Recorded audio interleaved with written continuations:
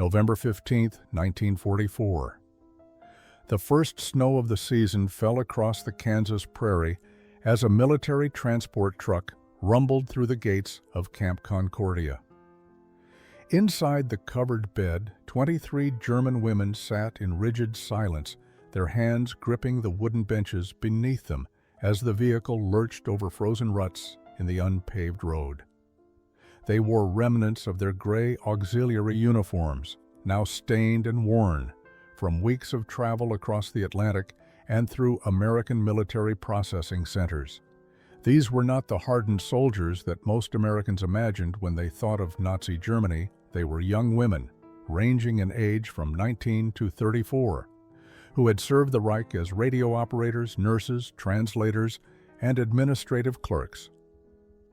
Captured during the Allied advance through France in September, they had spent the past 2 months being shuttled from one temporary facility to another, before arriving at this remote camp in the American heartland.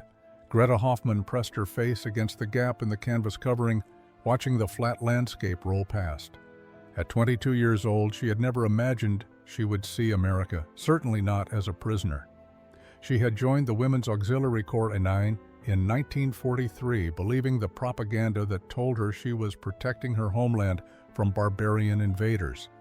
Now, sitting in an American military truck surrounded by guards with rifles, she wondered what had been truth and what had been lies. The truck came to a stop outside a series of wooden barracks surrounded by barbed wire fencing. An American officer, a woman wearing the insignia of a captain, stood waiting with a clipboard and an expression that Greta could not quite read. It was not the hatred she had expected. It was something closer to weary professionalism mixed with what might have been curiosity. Captain Dorothy Chen had been assigned to oversee this unusual facility 3 weeks earlier. The daughter of Chinese immigrants who had settled in California, she understood what it meant to be viewed with suspicion simply because of where your ancestors came from. She had requested this assignment specifically because she wanted to prove that a woman of Asian descent could serve her country with distinction. Now she faced the unexpected challenge of managing enemy prisoners who happened to be women. The tailgate of the truck dropped open with a metallic clang. One by one, the German women climbed down, their legs stiff from hours of sitting. They formed an uneven line in the snow, their breath visible in the cold air. Greta noticed how some of the younger guards stared at them with expressions ranging from curiosity to barely concealed hostility. She straightened her back and lifted her chin, determined not to show weakness or fear. Captain Chen stepped forward and began speaking in clear, measured English. A translator, a nervous-looking corporal who had learned German from his grandparents, repeated her words haltingly. You will be treated according to the Geneva Convention. You will be assigned barracks, given work duties, and expected to follow camp regulations. Any attempt to escape will be dealt with severely. The words were standard, almost routine. But what struck Greta was what the captain said next, her voice softening slightly. You are prisoners of war, but you are also under the protection of the United States Army. No harm will come to you here. The women were led to Barracks C, a long wooden structure with rows of metal beds and thin mattresses. Compared to the conditions they had endured during their capture and transport, it seemed almost comfortable. But what truly shocked them came an hour later when they were escorted to the mess hall for their first meal as prisoners of Camp Concordia. Greta walked through the serving line in a daze, unable to believe what she was seeing. White bread, actual butter, thick slices of roast beef, mashed, potatoes with gravy, green beans, and what appeared to be apple pie for dessert. She had not seen this much food in one place since before the war began. In Germany, even before her capture, rations had been meager and growing worse with each passing month. The woman behind her, Elsa Kramer, a former nurse from Berlin, whispered in German, "This cannot be real. It must be some kind of trick." But the American serving the food simply smiled and placed generous portions on each woman's tray, seemingly oblivious to their shock. The dining hall fell into an unusual silence as the German women sat together at designated tables, staring at the food before them. Greta picked up her fork slowly, half expecting someone to snatch the plate away and reveal that this abundance was just an illusion meant to mock them. The first bite of warm bread with real butter nearly brought tears to her eyes. She had forgotten what actual butter tasted like. For the past 2 years in Germany, they had used ersatz substitutes made from coal derivatives that tasted like petroleum and sat heavy in the stomach. This was real, creamy, sweet butter that melted on her tongue. Around her, other women were having similar reactions. Some ate slowly, savoring every bite. Others ate quickly, as if afraid the food would disappear. A few simply sat staring at their plates, overwhelmed by the contrast between what they had been told about America and what they were experiencing. Private Tommy Sullivan, a gangly 20-year-old from Nebraska, watched from his post near the door. He had volunteered for this assignment partly out of curiosity about what German prisoners would be like, especially women.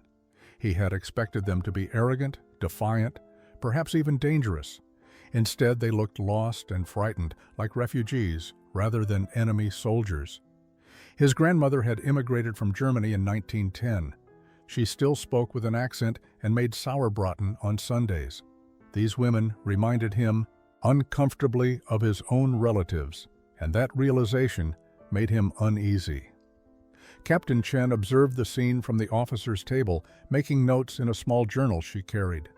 She had read reports about the conditions in Germany, about the food shortages and rationing that had grown severe as the war turned against the Axis powers. Seeing these women's reactions confirmed those reports in a way that intelligence briefings never could. They were hungry in a way that went beyond missing 1 or 2 meals. They were people who had been starving slowly for years and now faced abundance they could barely comprehend. 3 days passed in careful routine. The German women followed camp schedules mechanically, speaking only among themselves in hushed conversations. They worked assigned duties in the laundry facility and kitchen, always under guard supervision, always maintaining the military bearing they had been trained to display. But Greta noticed how the guards were not what she had expected. They were young, mostly farm boys and city kids who looked barely old enough to shave. They carried rifles but seemed uncomfortable with them, as if the weapons were props in a play rather than tools of their trade. On the 4th evening, Private Sullivan approached Captain Chen with an unusual request. "Ma'am, if it's all right, some of us were thinking we could try to make the prisoners feel a bit more comfortable. Show them some American hospitality." Captain Chen raised an eyebrow. "What exactly did you have in mind, Private?" Sullivan shuffled his feet, suddenly aware of how strange his idea might sound. "Well, ma'am, back home in Valentine, we have this tradition. Every Sunday after church, folks gather at the drugstore for root beer floats. I was thinking maybe we could make some for the prisoners, help them see that Americans aren't the monsters they've been told we are." The captain considered this for a long moment. It was an unconventional suggestion, one that might raise eyebrows among her superiors if word got back to them. But she had been tasked with maintaining order and morale in this facility, and she had seen how the women remained distant and fearful despite being treated well. Perhaps an unexpected gesture of normalcy might help bridge the gap between captor and captive. "Very well, Private Sullivan, you may proceed, but keep it orderly and respectful." That Sunday afternoon, Sullivan and 3 other guards set up a makeshift soda fountain station outside the barracks using supplies they had requisitioned from the camp store. They had bottles of root beer, vanilla ice cream kept frozen in the mess hall's freezer, and tall glasses borrowed from the officers' club. When the German women emerged from their afternoon work shifts, they found themselves facing something completely outside their experience or understanding. The guards stood behind a table covered with a white cloth, smiling and gesturing for the women to approach. On the table sat strange brown bottles, a metal container that seemed to be keeping something cold, and glasses that appeared to contain some kind of foam or froth. Greta hung back with the other women, suspicion rising immediately. What was this? Some kind of test? A humiliation ritual? She had heard stories about how prisoners were sometimes forced to participate in degrading activities for the amusement of their captors. The German women clustered together near the barracks entrance, their eyes moving between the strange display and the guards' expectant faces. No one moved forward. The silence stretched uncomfortably as Private Sullivan's cheerful expression began to fade into confusion.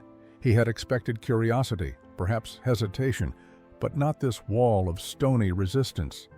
Elsa Kramer, who had seen enough of war to trust nothing that seemed too good to be true, spoke quietly in German to those around her.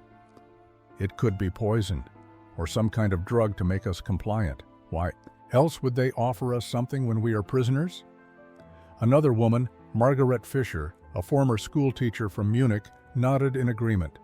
In the propaganda films, they always showed Americans as decadent and wasteful. Perhaps this is meant to corrupt us, to make us betray our values. Greta listened to these whispered theories, her own mind racing through possibilities. Everything about their treatment so far had contradicted what they had been told about American cruelty and barbarism. The food was abundant, the barracks were heated, and the guards had not laid a hand on any of them. But that very kindness made her suspicious. What did the Americans want from them? What were they being prepared for? Private Sullivan tried again, holding up one of the glasses and miming the act of drinking, a broad smile on his face.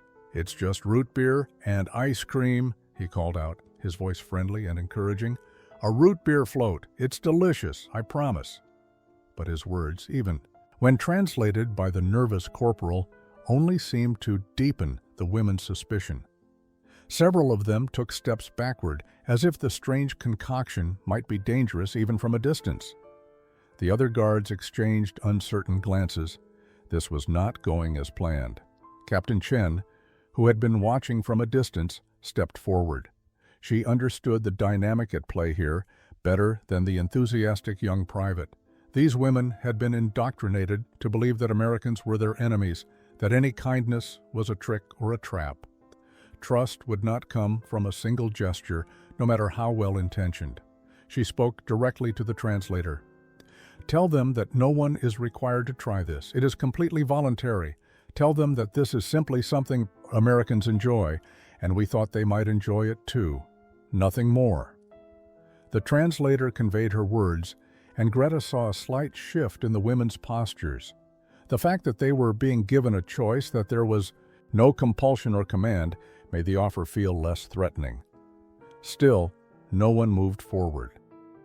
The standoff continued for several minutes, the ice cream slowly beginning to melt in its container, the bottles of root beer growing warm in the afternoon sun. Private Sullivan's shoulders slumped with disappointment.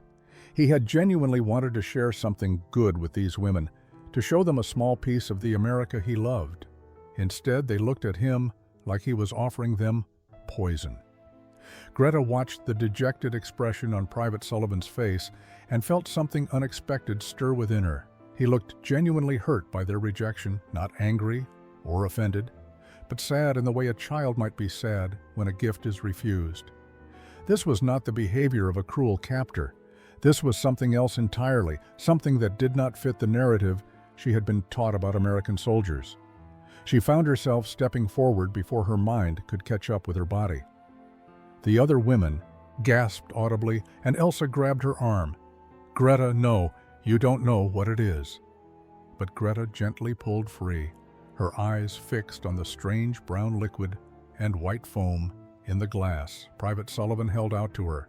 She walked slowly across the space between the barracks and the table, aware that every eye in the compound was now watching her. The guard's face lit up with surprise and hope as she approached. He carefully handed her one of the tall glasses, his movements slow and deliberate, as if afraid of startling her. Greta held the glass in both hands, feeling the cold condensation against her palms.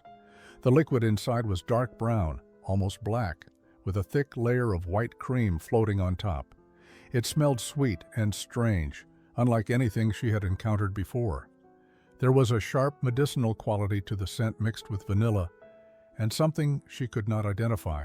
She raised the glass to her lips, aware that this moment had somehow become significant beyond the simple act of tasting an unfamiliar beverage. If she drank this, and nothing terrible happened, she would be proving to the other women that perhaps not everything the Americans did was meant to harm them. If something did happen, well, at least she would have her answer about American intentions. The first sip shocked her system completely. The liquid was cold, far colder than she had expected, and it fizzed violently against her tongue and throat. The sensation was so unexpected that she choked slightly, her eyes watering. The taste was overwhelmingly sweet, almost medicinal, with a strange herbal quality that reminded her of the root tonics her grandmother used to make. But there was also the creamy vanilla cutting through the sharpness, and the bizarre combination of fizzing bubbles and smooth ice cream created a texture she had never experienced. Her face must have shown her confusion because Private Sullivan laughed, not mockingly but with genuine amusement. "It's an acquired taste, he said through the translator. "Takes a few sips to get used to it." Greta took another sip, more prepared this time for the cold and the fizzing. The sweetness was still overwhelming, almost too much after years of rationing and ersatz foods. But underneath the initial shock, she could taste something appealing, something fun and light, and completely divorced from the grimness of war. She looked up at Sullivan and nodded slowly. "Es ist seltsam," she said quietly, "but not bad. Strange, but not bad." Greta's tentative acceptance was all the encouragement the other women needed. Slowly, cautiously, they began to approach the table. Private Sullivan and the other guards worked quickly to prepare more root beer floats, carefully pouring the dark soda over scoops of vanilla ice cream, watching as the foam rose dramatically to the top of each glass.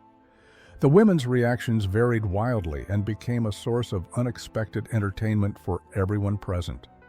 Elsa took one sip and immediately made a face of pure disgust, her nose wrinkling as if she had tasted something foul. "It tastes like medicine mixed with sugar," she declared in German, though she took another sip despite her protest. Margaret Fisher, the former school teacher, approached the drink with scientific curiosity. She examined the way the ice cream floated in the liquid, observed how the bubbles rose continuously through the foam, and even smelled it carefully before tasting. Her first sip made her eyes widen with surprise.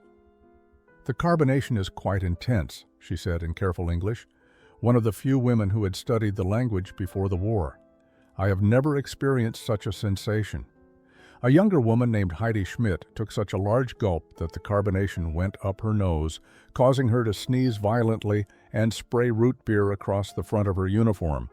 For a moment, everyone froze, uncertain how to react. Then Heidi began to laugh, a genuine sound of amusement that seemed to surprise her as much as anyone else. The laughter was contagious. Within moments, several women were giggling, and even some of the guards were chuckling at the absurdity of the situation. The ice was breaking in ways that formal military protocols never could have achieved. Women who had maintained stern, defensive expressions for days were now smiling, discussing in rapid German the strange qualities of this bizarre American creation. Some decided they hated it. Others found themselves oddly charmed by the sweet, fizzy concoction, but all of them were talking, engaging, allowing themselves to react to something with genuine emotion rather than careful calculation. Private Sullivan moved among them, offering refills to those who wanted more, his face beaming with satisfaction. This was what he had hoped for, this moment of simple human connection over something as innocent as a dessert beverage.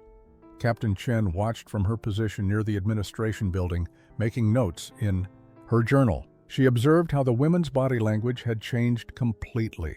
Where they had stood rigid and separate before, they now clustered in small groups, gesturing animatedly as they discussed the root beer floats. Some were even attempting to communicate with the guards, using hand gestures and broken English to ask questions about the drink. One woman, a tall redhead named Anna Vogel, managed to convey through pantomime that she wanted to know how the drink was made. Private Sullivan enthusiastically demonstrated the process, showing her how the ice cream and root beer combined to create the foam. The Sunday root beer float gathering became an unexpected turning point in the camp's daily routine. Over the following week, something shifted in the interactions between guards and prisoners. The rigid formality that had characterized every exchange began to soften around the edges. Women who had previously kept their eyes down when guards passed now occasionally nodded in acknowledgement. A few even attempted halting greetings in English. Greta found herself particularly affected by the experience. She had spent her entire adult life being told that Americans were the enemy, that they were brutal and uncivilized despite their material wealth. Yet Private Sullivan had shown her nothing but kindness. His eagerness to share something he loved with prisoners who had every reason to hate him challenged everything she thought she understood about this war. She began paying closer attention during her work shifts in the kitchen, watching how the American staff interacted with each other. She noticed how they joked and laughed, how the officers treated enlisted soldiers with respect rather than the harsh discipline she had witnessed in the German military. She saw how food was never wasted, but neither was it hoarded or rationed with the desperate scarcity she had known back home.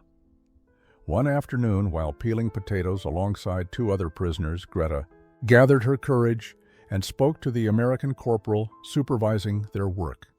"Please," she said in broken English, the words feeling strange and clumsy in her mouth. "The drink, the sweet drink from Sunday, what is it called again?" The corporal, a middle-aged man from Ohio named Robert Hayes, smiled patiently. "A root beer float," he said slowly, enunciating each word. "Root beer and ice cream." Greta repeated the words carefully, committing them to memory. "Root beer float. And this is normal in America? People drink this often?" Hayes chuckled.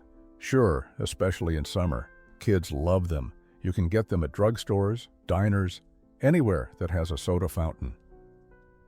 The concept seemed almost fantastical to Greta. In Germany, even before the war, such luxuries had been rare. Ice cream was something you might have once or twice a year at most. The idea of a country where children regularly consumed such treats spoke to a level of abundance she had never imagined.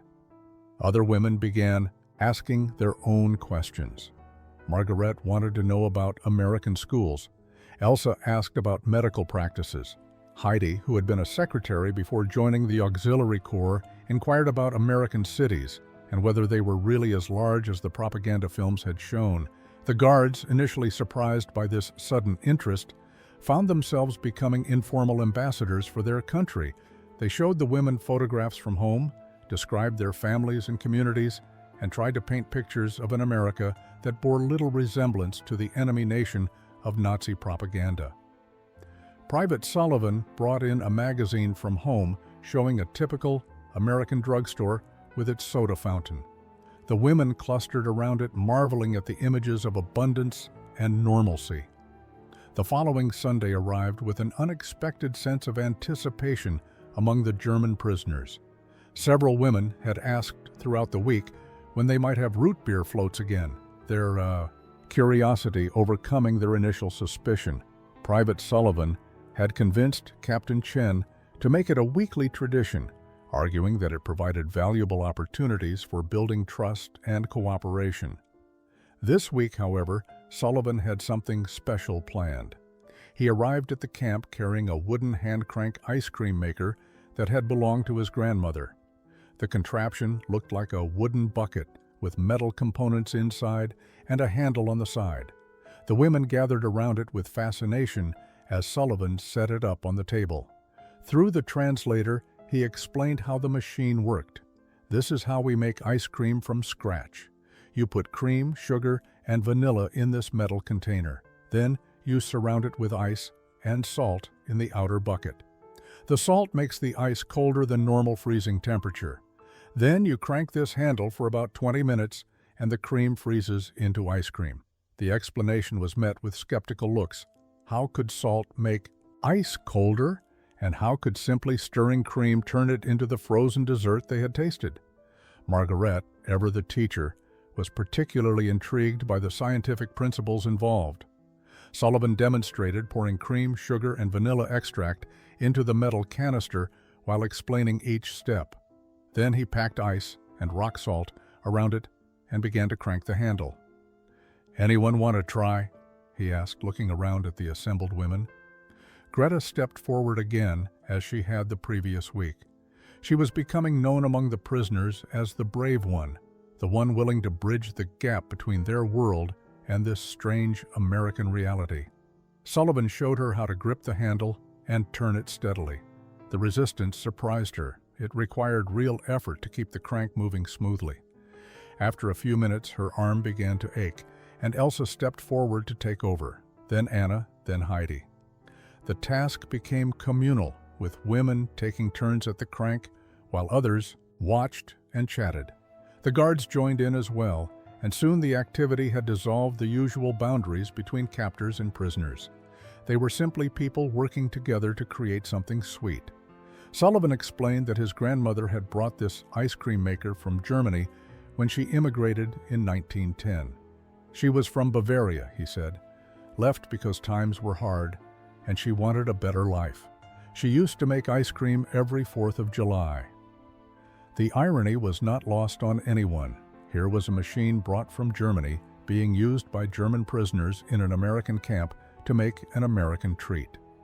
After 25 minutes of steady cranking, Sullivan opened the metal canister to reveal perfectly frozen vanilla ice cream.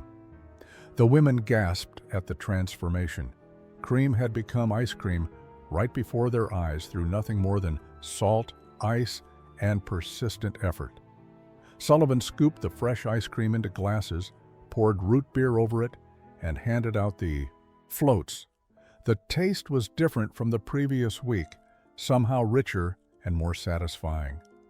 Winter settled over Kansas with a harsh intensity that reminded the German women of home. December brought snow that piled in drifts against the barracks and wind that howled across the flat prairie like a living thing. The camp administrators distributed warmer clothing, heavy wool coats and thick socks, and the barracks were kept heated by pot-bellied stoves that burned coal around the clock. Despite the cold, Sunday root beer float gatherings continued, moved indoors to the mess hall where the warmth and the sweet drinks provided comfort against the bitter weather. But the approaching Christmas season brought something that shattered the fragile peace that had been building in the camp. Letters from Germany began arriving through the International Red Cross. Not for everyone, not even for most of the women, but enough to send ripples of anxiety through the entire group. The letters that did arrive brought devastating news. Greta received word that her family home in Hamburg had been destroyed in a bombing raid in July. Her parents and younger sister had survived by taking shelter in a basement, but they were now living in a displaced persons camp outside the city. Her mother's letter was brief and written in a shaking hand that spoke of exhaustion and despair. "We have nothing left," she wrote. "The city is rubble. There is no food, no heat, no hope. I pray you are safe wherever you are." Elsa learned that her husband, a Wehrmacht officer, had been killed on the Eastern Front in September. The notification had taken 3 months to reach her. She sat on her bunk, reading and rereading the official letter, her face expressionless, but her hands trembling. When Anna tried to comfort her, Elsa simply shook her head. "I already knew," she whispered. "Somehow, I already knew he was gone." Heidi received no letter at all, but learned from another prisoner who had received news that their entire hometown of Dresden had been virtually destroyed in February. Tens of thousands dead, the beautiful Baroque city reduced to smoking ruins. Heidi's family had lived in the old quarter, the area hit hardest. The silence from home was its own terrible message. The letters that brought the worst news were those describing conditions inside Germany as the war ground toward its inevitable conclusion. Starvation was widespread. The black market was the only source of food for many families, and prices were astronomical. Children were eating tulip bulbs and boiling tree bark to make soup. The elderly were dying in the streets from cold and hunger. One woman received a letter from her mother describing how they had been reduced to eating wallpaper paste mixed with sawdust to create something that could fill their stomachs, even if it provided no nutrition. The contrast between these descriptions and their own circumstances became impossible to ignore. Here, in the American prison camp, they ate 3 meals a day of actual food. They had warm beds and heated buildings. They had Sunday root beer floats and guards who treated them with basic human dignity. The root beer float gatherings took on a different character after the letters from home arrived. What had been a novelty, a strange American custom that the women approached with curiosity and amusement, became something more essential. The Sunday ritual offered a few hours of escape from the crushing weight of guilt and grief that the letters had brought. Greta noticed how women who had received devastating news from Germany were often the most eager to participate in the gatherings. The sweetness, the fizzing sensation, the simple pleasure of the cold drink seemed to provide a momentary reprieve from thinking about family members starving in the ruins of their cities. Private Sullivan had noticed the change as well. He began preparing the root beer floats with even more care, as if the quality of the drink might somehow ease the suffering these women were experiencing. He experimented with different proportions of ice cream to root beer, asked the mess hall to provide better vanilla extract, and even convinced the camp quartermaster to order different brands of root beer to see which the women preferred. Captain Chen watched these developments with mixed feelings. On one hand, the gatherings were clearly providing emotional support for prisoners who were struggling with traumatic news from home. On the other hand, she worried about the growing familiarity between guards and prisoners. Military protocol required maintaining proper distance and authority, but she could not deny the results. The German women who participated in the Sunday gatherings were more cooperative, more willing to communicate, and showed fewer signs of the depression and despair that often plagued prisoner of war camps. The guards who participated came to see the prisoners as individual human beings rather than faceless enemies. It was unconventional, certainly not covered in any military manual, but it was working.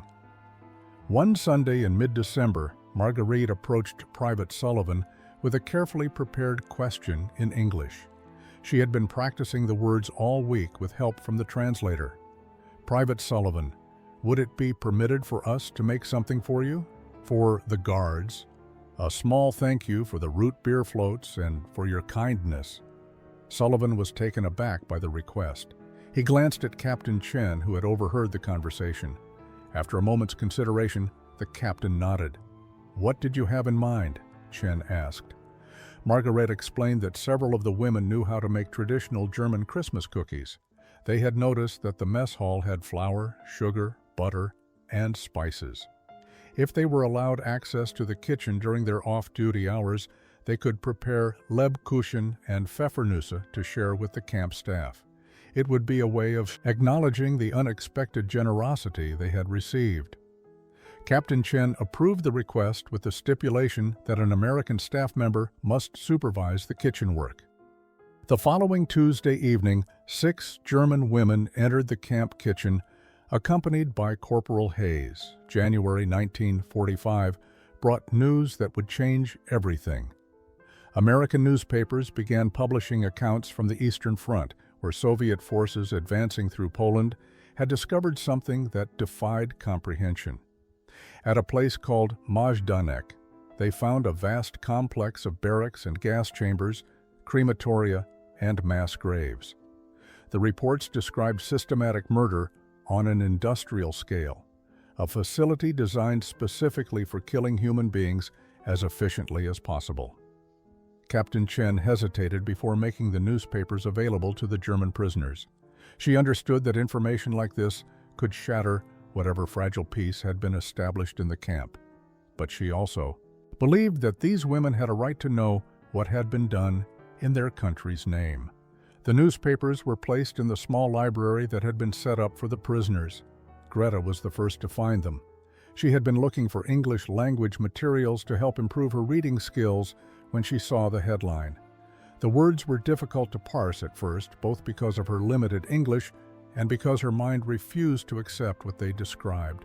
Photographs accompanied the articles, grainy images of emaciated bodies stacked like cordwood, of gas chamber doors, of possessions piled in enormous heaps, shoes, eyeglasses, human hair. She sat down heavily in the wooden chair, the newspaper trembling in her hands. Margaret found her there an hour later, tears streaming silently down her face. "What is it?" Margaret asked, then saw the newspaper spread across the table. She began to read, her face growing pale as she progressed through the article.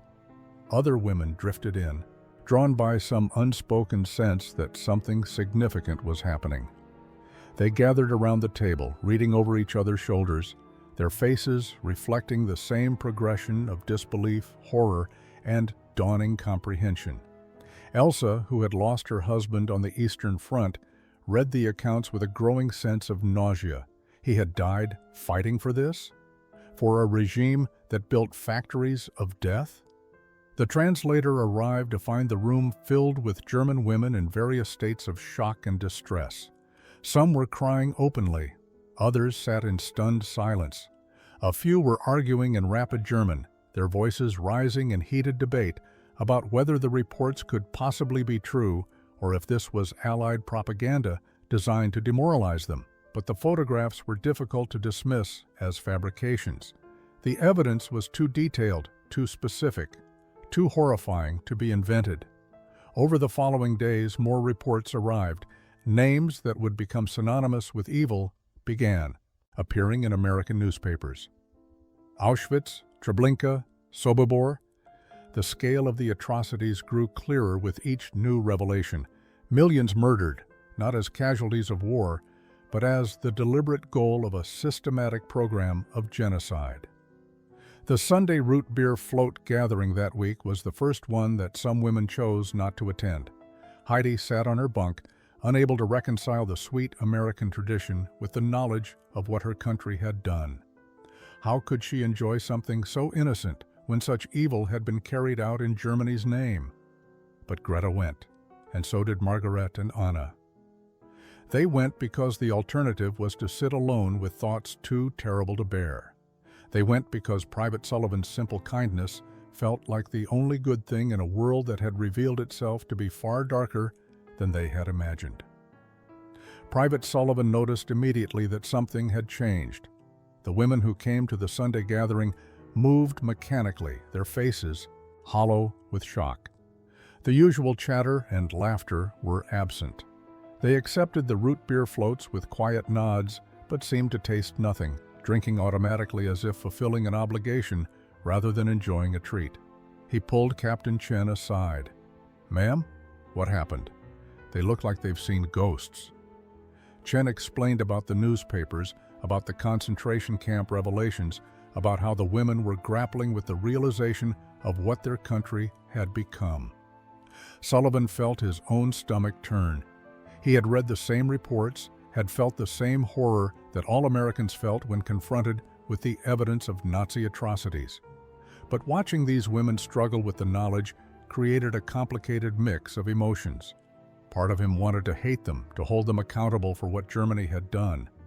But another part recognized that these young women had been as deceived as anyone, perhaps more so because they had believed so completely in the lies they had been told. Greta stood apart from the others, her root beer float untouched on the table beside her. She stared out the mess hall window at the snow-covered prairie, her mind far away. Sullivan approached cautiously. "The drink will get warm if you wait too long," he said gently. She turned to look at him, her eyes red-rimmed from crying. "How can I enjoy something sweet when I know what was happening while I was serving the Reich?" she asked in halting English. "How can any of us?"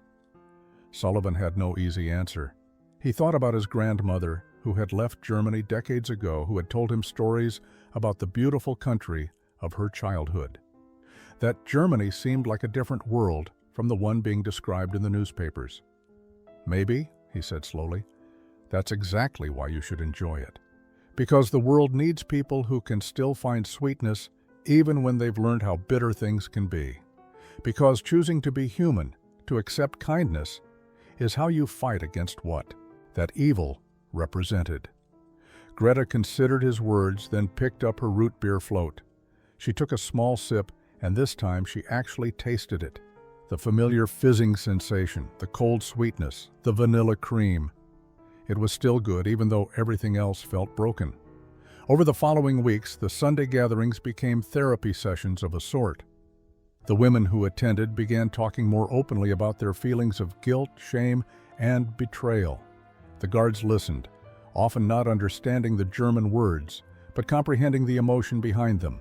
Margareta tried to explain through the translator how they had been taught that the camps were merely relocation facilities, places where enemies of the state were kept for the duration of the war.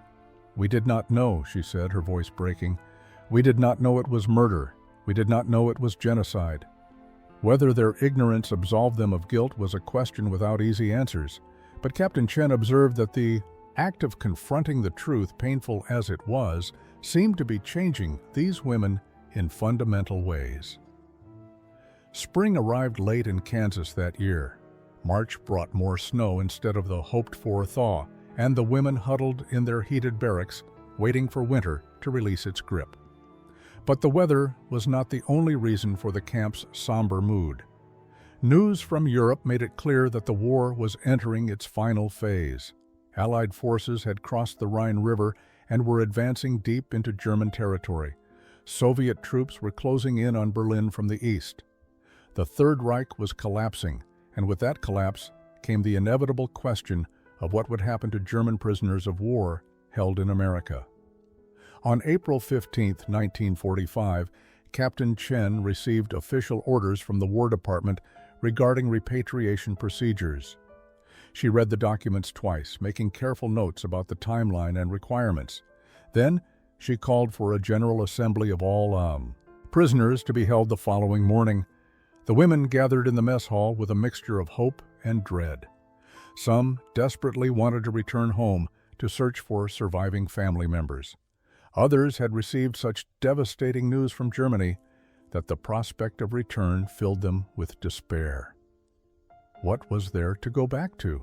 Cities in ruins, families dead or scattered, a country that would be occupied and divided by the victorious Allies.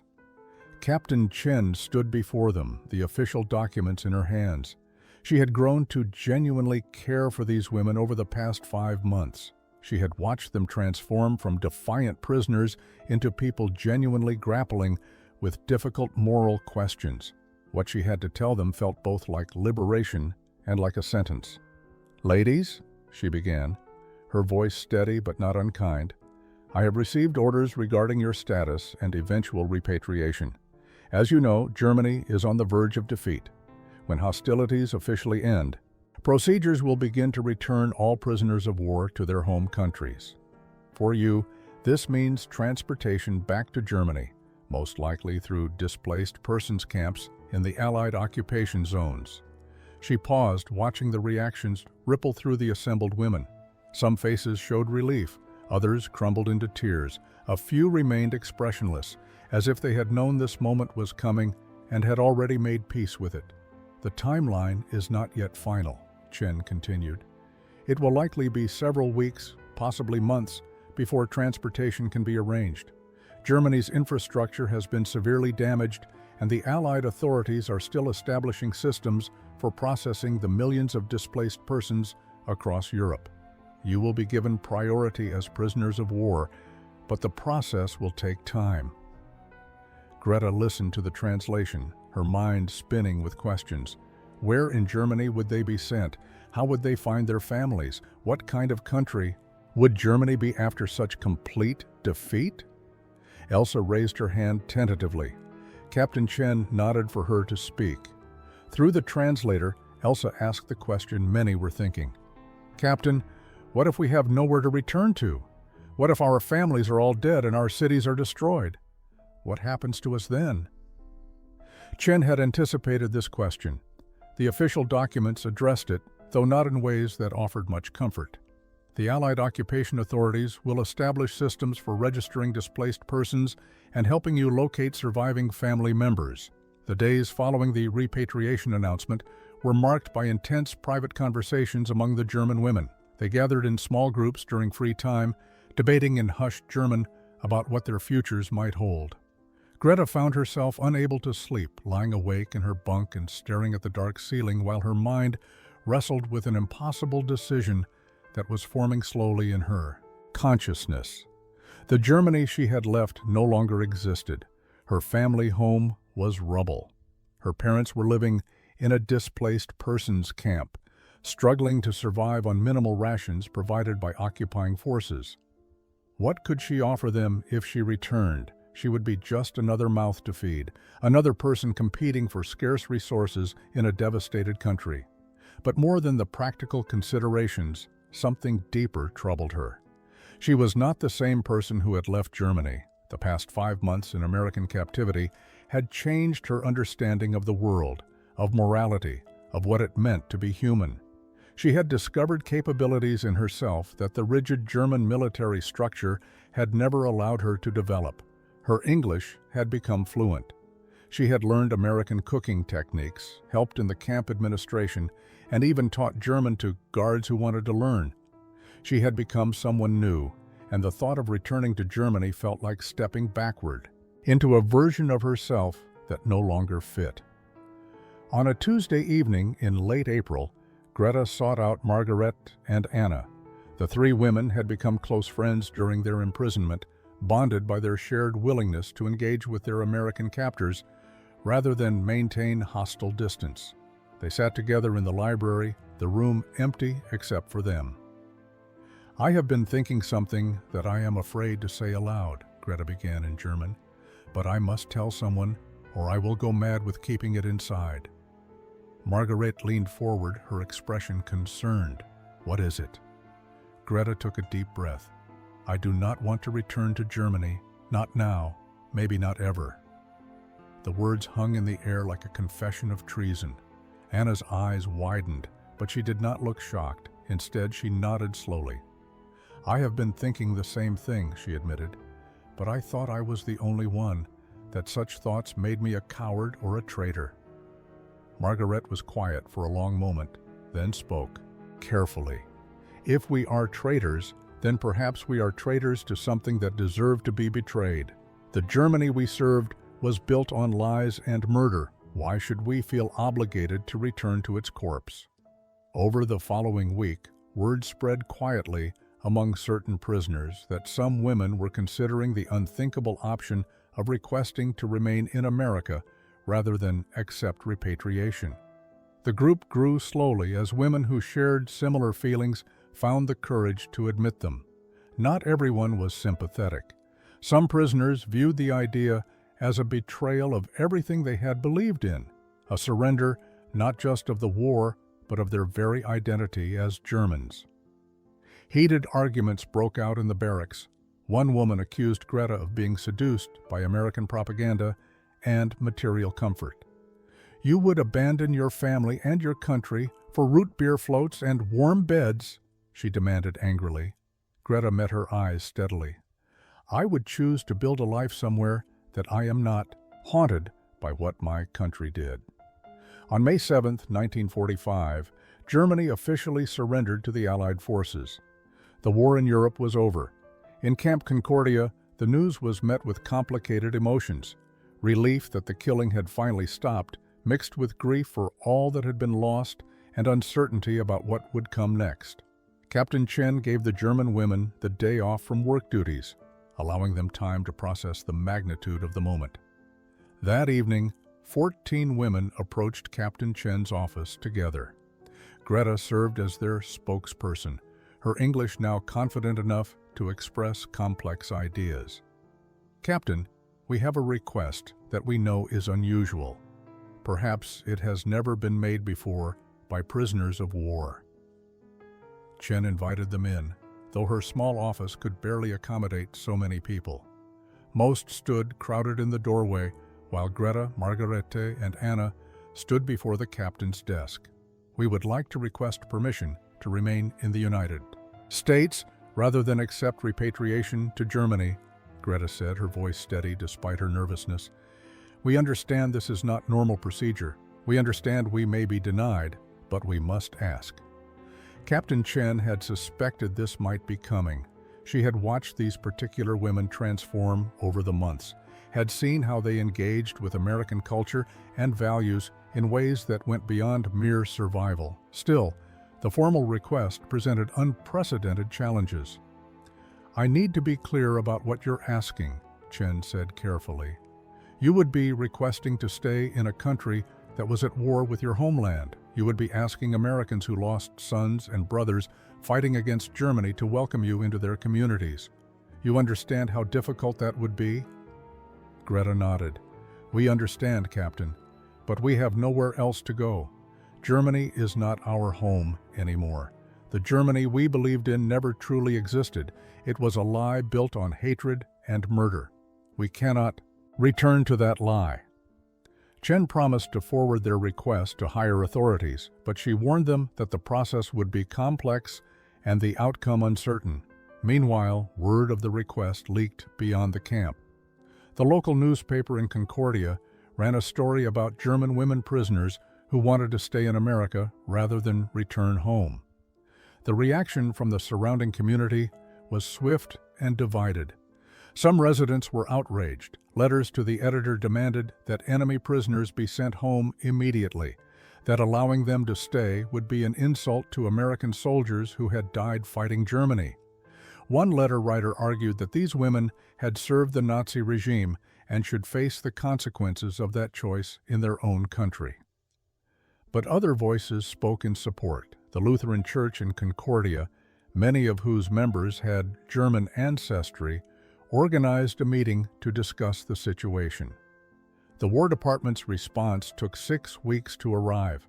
When it finally came, Captain Chen called the 14 women who had requested to stay into her office. The decision was characteristically bureaucratic, but surprisingly flexible.